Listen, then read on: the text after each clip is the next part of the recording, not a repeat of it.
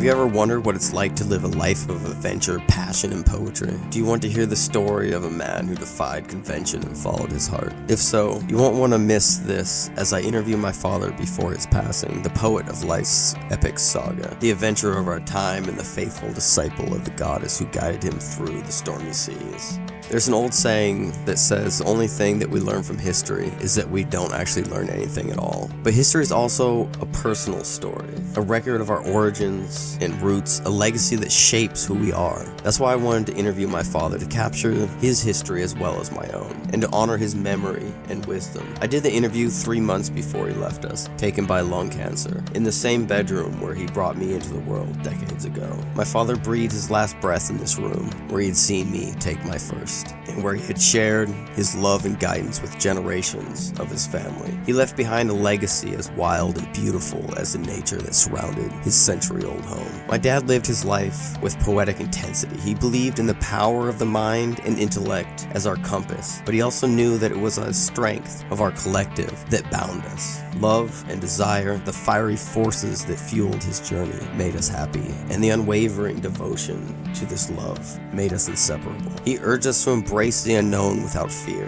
for the goddess of adventure was always with us, ready to take us into the depths of the unknown. My father was a source of patience and warmth, a constant presence in the lives of those who knew him. He encouraged those around him to be brave, even in the face of uncertainty. His lasting faith in the goddess, a relentless source of love and light, was an inspiration to all who met him. My dad's life was a testament to a spontaneous, rebellious dance with existence. He lived by values that defied convention, values of limitless love, steadfast community, and outspoken political activism.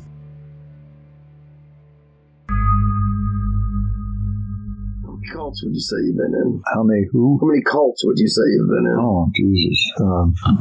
Just probably half a dozen. What's the funnest? The Thich Nhat Hanh's temple in Vietnam, because you'd sit on stones that people have been sitting on for 3,000 years, maybe, When the Lama was there, you could feel the energy. And you had to go through a VC camp to get there, which I did every time. Yeah. No problem. Never worried a bit. Left my bicycle at the bottom of the hill with a Vietnamese kid and a nickel.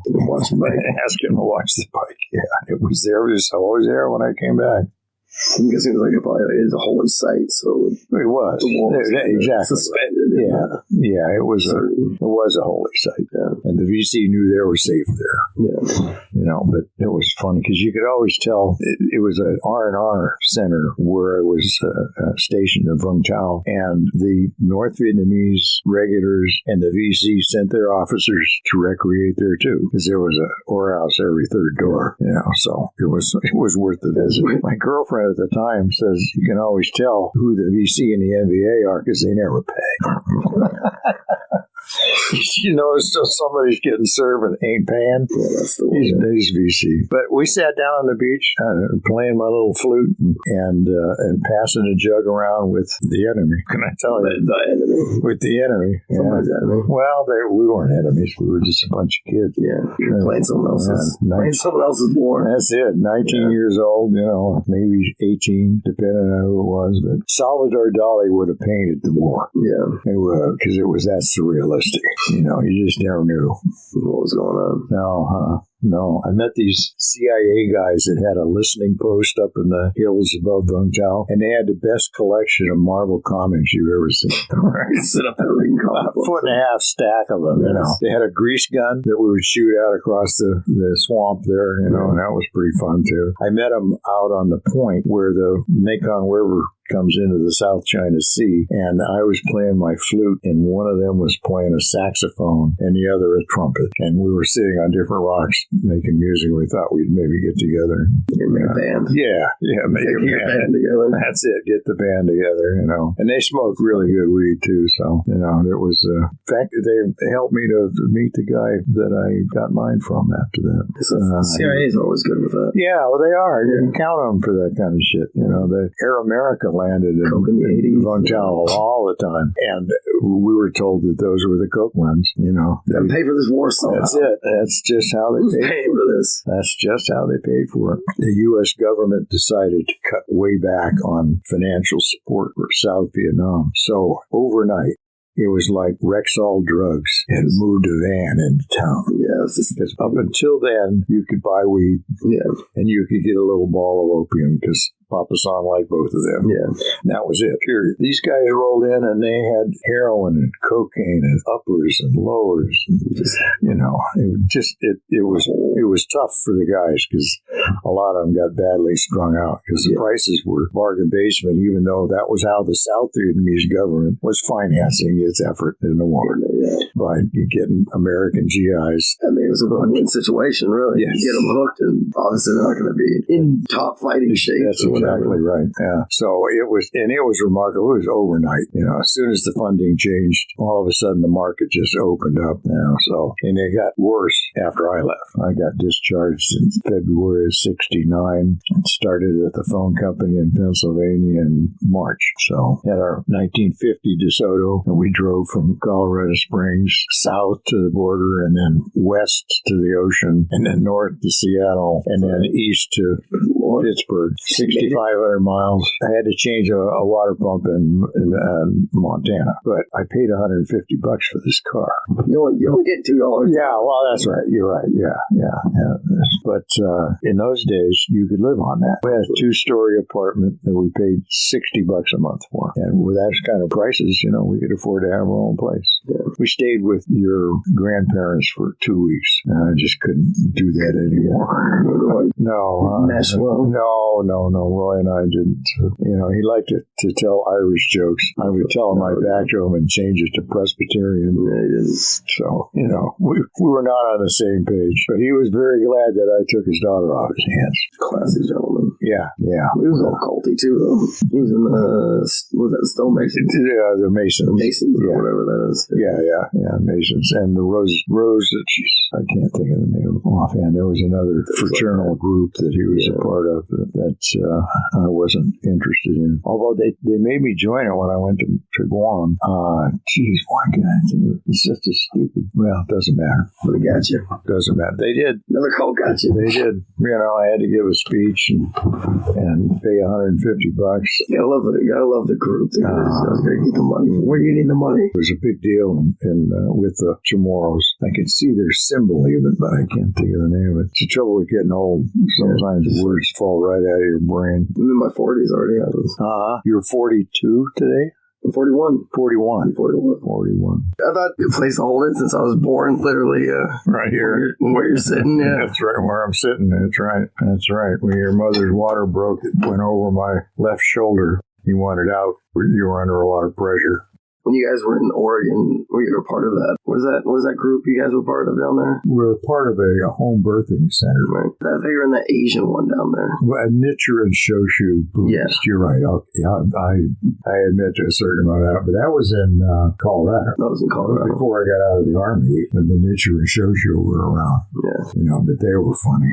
They're all Korean, and they insisted that you couldn't worship without proper equipment. And what's the equipment? Well, that's fancy lacquer boxes to keep your blood beads in and all this kind of crap. I'm assuming they'll happily supply these with a small cost. Will happily supply you for a not so small cost. Exactly. So I had a string of cherry pits. Yeah. Right. Plain old cherry pits strung together. And I argued with them that these were every bit as adequate as anything they were offering. So I said, this is what I'm going to use. Be accurate. That's right. Yeah.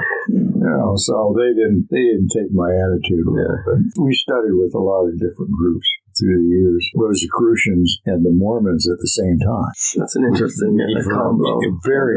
Yeah. Oh, yeah. I mean, I can see kind of similarities between the groups, I guess, and like the weird. It turned out they were both cults. Well, yeah, I mean, I guess that's where they share the. Just for starters, they were both cults. They both lied to you. What good religion doesn't? Yeah, well, that's exactly. This was before the Mormons had agreed that blacks were 100% human. Right. And they still try to bury that fact. They hadn't given up on their restrictions on women yet. Yeah. So when the Mormons gave us a tour of their facilities, they showed me the mating halls and they showed Rocky the kitchen. Yeah. So that went over well. Yeah. You can just about imagine how that went over. But we met Randy Bachman and Burton Cummings, two leaders of the Bachman-Turner Overdrive, Canadian band. Yeah. Good band. Yeah, familiar. And he had a recording studio in Blaine, and I hadn't realized it, but he was a hardcore Mormon. No, I didn't realize that either. And had a story about how they anointed his grandmother with oil and made the cancer go away and all this kind of stuff. But at the time that we went to this Mormon group, we were also studying with the Rosicrucians, and they were teaching us how to see auras.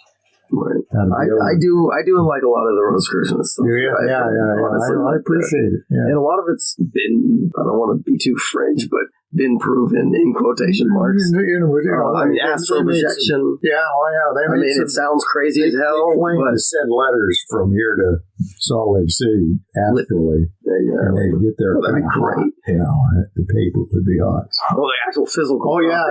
Oh, that's nice. Teleported. Yeah, teleported. Yeah, so. Much like an email.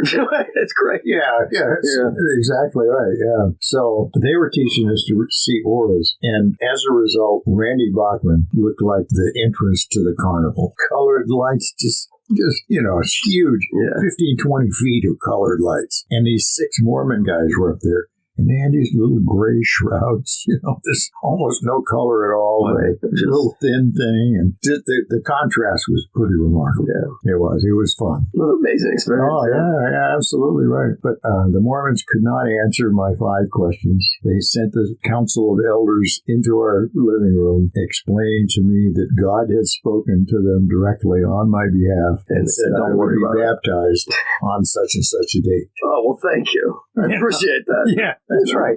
I says, well, not unless you can answer these questions. Yeah. And I want to know why women were excluded, basically. Why sex was not allowed unless you were playing on a baby. Why the whole black thing was. Yeah. I don't remember the other ones. It was insignificant at this point. But they had no answers for any of them, as you can well imagine. So we didn't hang out with them anymore. Yeah. They had been sending 2 missionaries once a week to our house for about 6 months. And they were always cute young girls, which Rocky said was on purpose, to keep me interested there, But the Rosicrucians were more fun, but they just wanted to get laid too. So on the ultimate result, pretty much that was all, That's one of the original sex cults. Yes.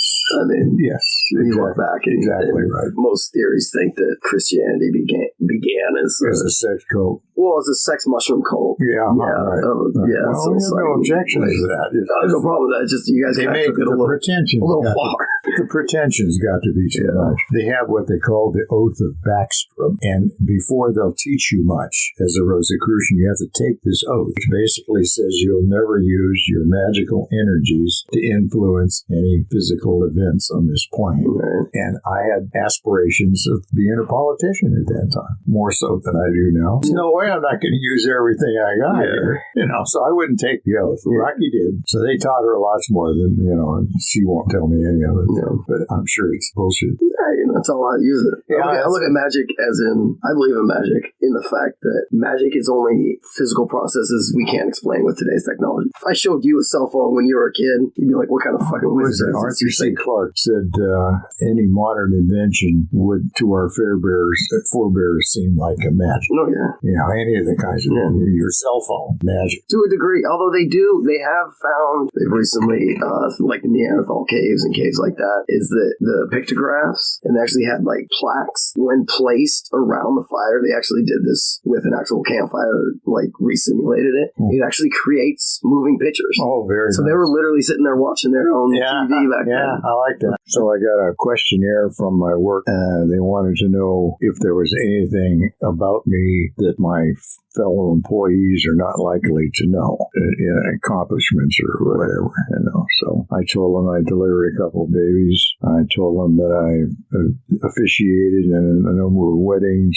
I told them I wrote a 563-page manual on engineering and construction of copper and fiber. In case they want to read it. Yeah, in case they want it. Well, there's actually at least one of the fellows that's on my team who has a copy. And why is it? I can't think of the other thing. I'm sure it was important. You met Ravi Shankar. No, I didn't mention that. But that was cool. That was cool. In just a little chamber music hall, room for maybe 50 people, cushions on the floor, Ravi and his tabla player and the lady that played the one-string banjo there. But it was very cool. Intimate. Yeah, intimate concert. Yeah, although I was at another intimate concert for the Mothers of Invention, Frank Zappa and the Mothers of Invention. Yeah, during their baby doll period, when they do weird things with plastic baby dolls on the, but it was just excellent music. Yeah, Frank Zappa was a miracle man, and that was maybe 50 people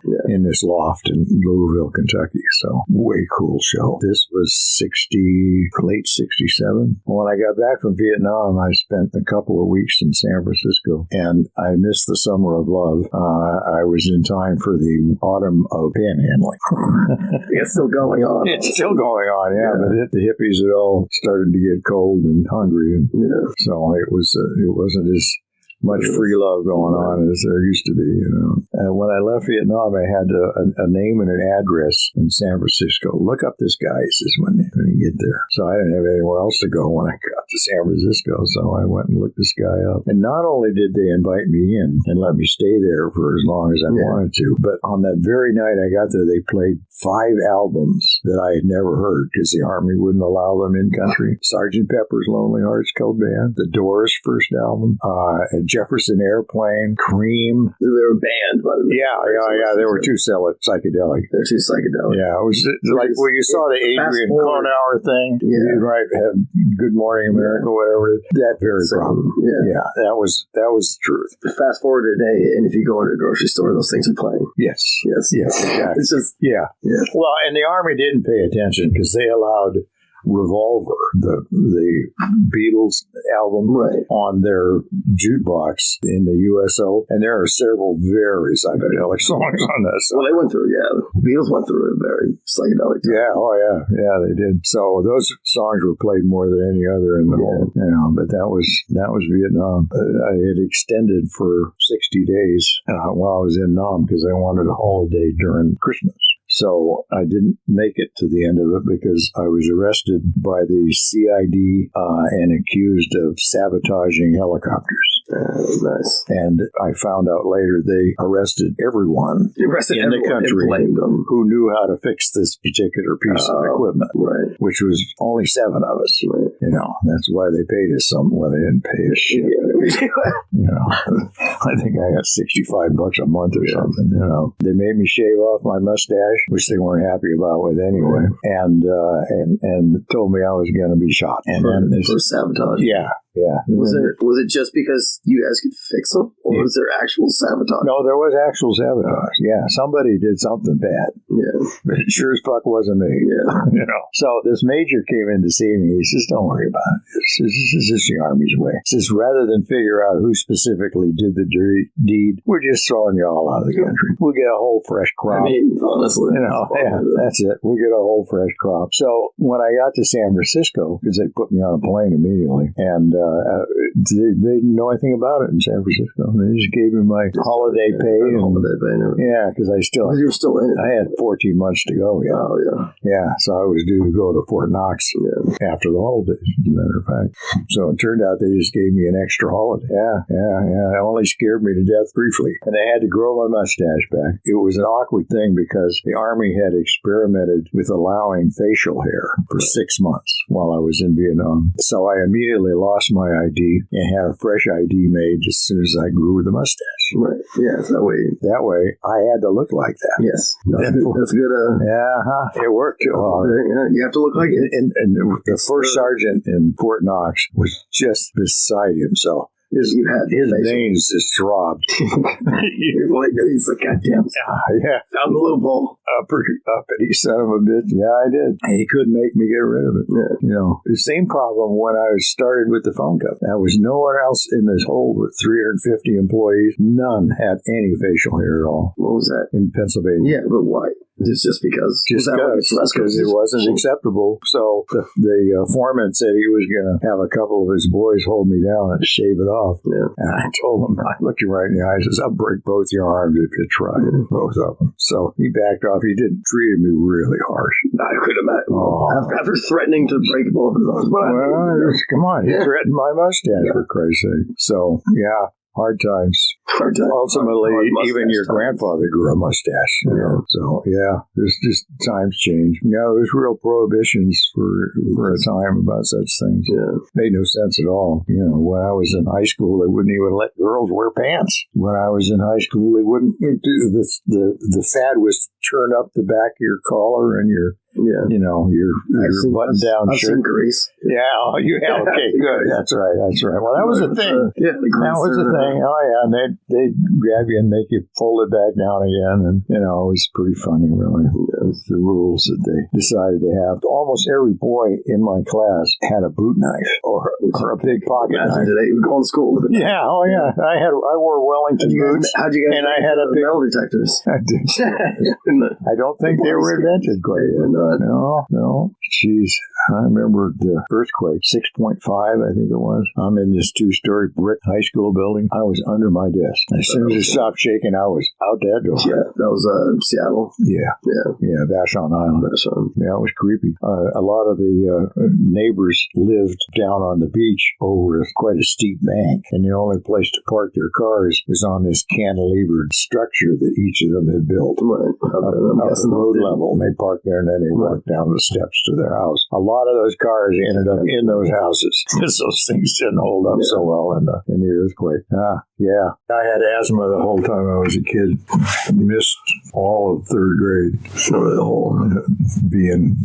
Having the homework sent home. Reading a lot of books. When I decided to join the Army, I was worried that the asthma was going to keep me from it. Yeah. I had been sitting in the day room of the So you joined Olympic Junior College. You joined before the draft, right? Yeah. Well, they may have been in the draft. I wasn't waiting for it. Yeah, they'd started. They did not have the lottery. They didn't have the lottery. No, they didn't. They had it the year I got out, and my number would have been 13. Draft you. So you got in and out, I guess. Yeah, so anyhow, I'm in the day room at the Olympic Junior College. Gotten tired of playing hearts with a bunch of guys and picked up a newspaper and read a story about a reporter who had been embedded with the U.S. Army in Vietnam and wrote about the big battle that they had been in. They've since made a movie out of that story called We Were Soldiers with Mel Gibson. So anyway, it was a real thing. He really did write the story, and I really did say to myself, I'm going to go down and enlist. So I thought for sure I was going to have trouble with that. That's a good piece of writing right there. Yeah, that's right. He got you. He did. It's good propaganda. He got me. Well, it was a very patriotic thing. Yeah. It was during that time period, too. Me right. This was 65, late 65. I was so worried about the asthma tripping me up that my blood pressure was high. So stressed out. So I had to go to the doctor every day for a week and get my blood pressure taken to prove that my heart wasn't ready to explode. And nobody ever said anything about the asthma. And I never had a problem. They're good at that. Really the old time then. Yeah, well, basic training, I've had no difficulty with any of the physical requirements. Although it was easier for me than for a lot of the guys in basic training because the Army discovered I had 2 aptitudes right off the bat. One, I could carve meat because I didn't cook on a fishing boat. And 2, I could direct marching troops. So I got to be the guy that said, yes, face, this, there, and the other. Whenever they had a parade, they'd put me right front. Yeah. So that everybody would line up on me everywhere. So, it was a weird attribute, It's a good thing I didn't get drafted because when they gave us the tests to see what you were best at, I was best at cryptography, which is to say they taught me 8 Morse code letters and then just started firing them at me. And I was almost perfect. Yeah. Almost. Close enough that if I had gotten drafted, that had been my job right there.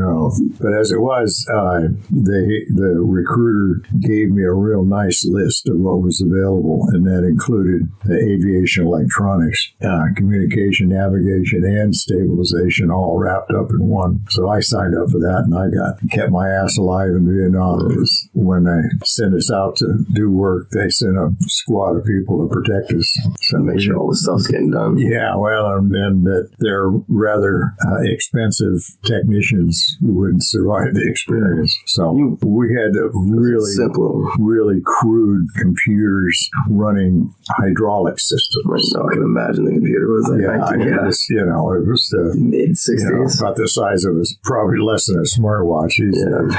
Of all of the black boxes I worked on, everyone that had a computer that it was in a sealed compartment that we weren't allowed to touch. Oh, yeah. Just your top secret stuff going on in there, yeah. Yeah, there's top secret shit going on in there. So anyway. You said once you tried to join like the CIA. Oh, I do. Well, you got blacklisted. Yeah, NSA. NSA. And I would have had an extra year if I'd gotten it, because as it was, the enlistment was only 3 years and NSA was 4. But it turns out that my girlfriend at the time, whom I was engaged to, had an aunt in East Berlin. And that was enough. That was all to disqualify my ass. Distant relative and done. Yeah, And she broke up with me when I got to Vietnam, so I didn't mean anything. But I got a Dear John letter, wrote some awful poetry, and then went out and got laid. So, it wasn't so bad. It wasn't so bad. And you didn't have to deal with the NSA? And I did not have to deal with the NSA, not have to do that extra year. Yeah. And when I finally did get out, while my credentials were impressive to the phone company, they didn't need a technician. They needed pole climber, $2 an hour. So $2 an hour. My God, was a pole climber for $2 an hour. They hired another guy the same day, and he got $2.15 an hour because he could write down that he had driven a truck, and I had never driven. Actually, went joyriding in Vietnam a couple of different times in trucks, but not officially. No, not officially. So that's cool, because they taught us both how to climb poles on the same day. Yeah. And this was the funniest guy. He was like an inchworm. His feet caught up with his hands, but they didn't know what to do with his hands. Just got his ass poking out in the wind there. And he goes too far. He could not get climbing down at all. And I went up like a monkey. Yeah. No problem. In those days, they taught you to climb first and then belt in when you got where you were going. When I climbed really big poles, like a 95-foot pole is really big around the butt. Yeah. And you had to borrow your buddy's safety belt just to get around the bottom and get around it. And you'd have to do that all the way up. So I remember. I'm going to take a pass. $2 an hour? Second week at $2 an hour. I just understood that I was in the union. Yeah. Foreman says, okay, Baker, climb that pole and do this and that. And I'm looking up there, just 95-foot pole. Okay, I went up, did this and that, came back down again. He says, okay, now go do the next one. He says, wait a minute, we're on a 6-man crew here. Well, I might be the new guy, but it's fair that someone else. Oh, no, I says, you can turn them down if they're over 45 feet. Well, that would have been nice to know. Well, by then I'd already got my balls all tight, so I could do anything. Yeah. So me and the foreman did the whole job, because he did climb, but it was just him and me. But that's all right, because it turned out that I was only on the line crew for 6 months. Anytime they had a death-defying feat required, they'd send my sorry ass out to do it. You see, you set the status quo. I did. In the beginning too early. No, that's too early, man. That's it. Ease into it. Be like, So, but it was a union thing, and therefore every time a little bit better job came up, I just pounced on it like a duck on a June bug. So pretty soon I was installing phones. Then I was teaching guys how to install phones, and then I went into engineering. One winter day, it was so cold that my hands didn't work. So I'm climbing down the pole using my wrists. And of course, the pole's just frozen solid, so you're getting, 1/16 of an inch of poke, so you better hope you're actually making you're sharp. Yeah. So I swore any job that got me away from this, I would take. Went into the union shop, and there were two jobs. There was an inside plant switchman's job and an outside plant engineering aide. And I just flipped a coin. I was an outside plant engineering aide as quick as that. And the union was not happy because there were two other guys who had been splicers for 17 and 15 years each. And they wanted that job, right? So they ended up creating two new jobs for them, which was cool because, I didn't know splicing either. Yeah. And I learned a lot from them. And although we were even Steven, and I swore that I wasn't going to wait around for promotions the way these other guys seemed to. The guy I was an aide to had been an engineer aide himself for 10 years. And he finally got me to help him out. Now I can demand respect, he says. I just myself, I'm going to have your boss's job. Yeah, no. Before 3 years is up. Yeah, and as a matter of fact, when I transferred to Oregon, that's just what I was an assistant district engineer. So, it was worth the move. When we moved from Pennsylvania back to Oregon, it was a direct transfer because the same phone company owned both of them. You had Michelle, the oldest. And Michelle Rose. Michelle that one because Michelle Heather wasn't born yet. Not yet. No. She was born in Oregon. In Oregon, yeah. My closest sister. Yeah, we had a miscarriage between Rose and Heather. I'm sure caused by a really bad exhaust system in the Corvair. Anybody that owns a Corvair deserves what they get. I don't know if they still make them. Yeah, I don't think so. I saw one just the other day. Rattling along, yeah. Sounded just like your grandmother, Rocky's mother, had an automatic Corvair that had the shift as a lever on the deck. Oh, yeah, like that. I have never in my life driven a more gutless automobile than this. Couldn't it scare you to death coming to a freeway? Yeah. For fear that you'd never get up to freeway speed. That's funny. Oh, man, it was terrible. Actually, Rocky's mother, Charlie, is real nearsighted, and he took it out and ran it into something, so that took care of it. Yeah, better off for everyone. Yeah, it took care of the problem. It took care of the problem. So we were in Oregon in 72, 73, well, until 76, as a matter of fact. Yeah. We were 3 different places there. Commuted on a motorcycle most of the time. 360 Honda. Safe. Hot bike, yeah. Just throw the kids on the back. Yeah, I know. No, although I took your mother on a vacation up to Crater Lake on it. Yeah. Yeah, that was pretty impressive. We were cruising up there in the dark, and all of a sudden, the power went out. The lights went out. The lights went out. We're flying down the road at 55 miles an hour. Absolutely dark, eggs of spades. It was a piece of shit old motorcycle. So, I ended up wrecking it several times. Once really thoroughly, though. Yeah. So it never went back together again. My mother was so pissed, she kicked me right in the knee, right in the road rash. I came in and told her I busted this bike up, and she'd been trying to get me to get rid of it for some time. So it came apart. It did.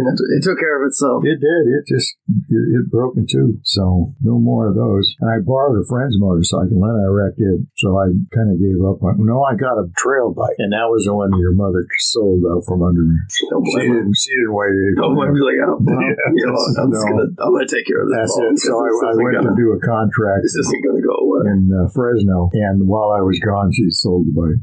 That's cool. I went to 4 wheels after that. Yeah, I'm going for brain scan tomorrow. Over in go get it by the used car and meth lab. Yeah, exactly. Center. That's just such an odd place. I've been stopping at the used car places so get your mother to sit in various cars to see if she can find one that she can see out of. I was thinking about Googling what kind of car little Asian women drive. Yeah. Because there's got to be a whole lot of women there Rocky's size. No, I mean, it's half the world that's below 5 foot. Right. They drive something. Exactly. We get her tuk-tuk. Yeah. And get you in the back, sidecar. Oh, yeah. Oh, there you go. Yeah. I've tried to interest her in some of those things. No. I was elected to represent San Juan County 8 times to different state conventions, all but 2 of them Democrat. But I was chairman of Whatcom County's Republican platform committee in 1980 when Ronald Reagan was trying to get elected. I was trying my damnedest to keep that from happening. If you would have done the Rosicrucianist thing, well, could have had the powers. We could have been something. Could have been the next Carter. Had been fair, we would have been fine. We had a day-long convention in Whatcom County, Bellingham, and for 6 hours I stood on the platform hammering out the various planks of the platform. Everybody to approve. At least 6 hours, 1,200 Republicans. So it's time to elect the delegates. John Anderson was the anti-war choice. So we elected 51 delegates out of 62. 51. Pretty goddamn impressive. All college kids. Yeah. Well, except for myself, of course. In any event, right after that polling was counted, 7 Reagan people stood up and said they lied. That's fitting for exactly. Reagan. Fell on their sword. 7 of them fell on their swords right in front of everybody. Blood on the floor. The chairman stood up and says, well, that negates the entire vote. So we're going to have to rehold this vote in 2 weeks. Well, dirty trick right there. You don't hold college kids together with that kind of bullshit. No. And they were so frustrated because they had gotten 51 delegates and then they won. Then they had nothing. 2 weeks around came, we got one. Me. Yeah. They felt obliged to send me. Yeah. Because I had been chairman of the fucking platform committee after all, so they wanted me to represent, but not a single other Anderson delegate. So, that duplicated itself in the rest of the country. It's no wonder Ronald Reagan got to be president, even though in his day he was no better than Donald Trump. The crowning achievement was Death Valley Days, personally. Yeah. It was a TV program that he hosted, and I just, he was known as Ronnie Ray Guns when he was governor. And he took Free University away from California students. They took the solar panels off the White House too. Took away, well, this people don't realize that there were solar panels. That early on. Yeah, absolutely. Commercially, Jimmy Carter was trying to get a solar panel one, but this was while Reagan was still governor. Yeah, he was destroying people's lives because he didn't like the protests. Here I am paying these people to protest. He's saying free university. Oh, I see. And they're abusing that free university thing by objecting, by using their right to free speech. Very pro-war. And so it was a disappointing time politically. Shortly after I got back from Vietnam, they killed Martin Luther King, and then later on that year they killed Bobby Kennedy, and it was a real disillusionment just all the way around. We never went to the '68 convention. We skipped Woodstock too, speaking of. Well, you guys were pretty close to Woodstock. We were about 150 miles away, but Michelle was only a month and a half or so. We not the best place for a month and a half year baby. No, not at all. So we thought, oh, what the hell, is this another concert? And we'd been to one few weeks earlier, in fact, that Rocky's folks had babysat for. So, it wasn't like we were missing out on close actual Woodstock during that time period, right? Yeah, we were in Western Pennsylvania, but that's not that much of a drive to Woodstock, New York. Yeah, that was a nice part of the world. It was full of Pennsylvanians. Half of our neighbors were Amish. Very nice folks. It's going to be interesting. Very much kept to themselves, of course. Imagine so. Yeah, they wouldn't have phones, but they would use zippers. That's right. Well, that's or the automobiles. They use. They can't own it. Yeah. That's it. That's a good answer. Well, and you'd see it. You'd set up a payphone on the corner, and there'd be a line of Amish waiting to use it now. But they wouldn't have one in their house, and you could tell by the way the curtains were hung on the front door whether they had a married or an unmarried daughter in there. I didn't know that was a thing. Yeah, that was a thing. That's right. It was which way it went diagonally told you whether there was a girl there or not. It's bizarre. Honestly, I mean, it's cultural. It's a very strange cultural thing. But they were nice neighbors, and they, one of the things that I really appreciated was whenever there was a storm, they'd bring their horses and wagons out and pick up every bit of litter, especially, the usable firewood, because that was the purpose of being out there. But they generally just cleaned the whole area up while they were at it, and it was just a waste not, want not thing. Well, I've tried to take that same attitude, especially when it comes to firewood. I was going to ask the doctor if the fact that I heated with burning wood cooked with it is why I got the problems I've got now. I mean, it didn't help any. Yeah, it didn't probably obviously help.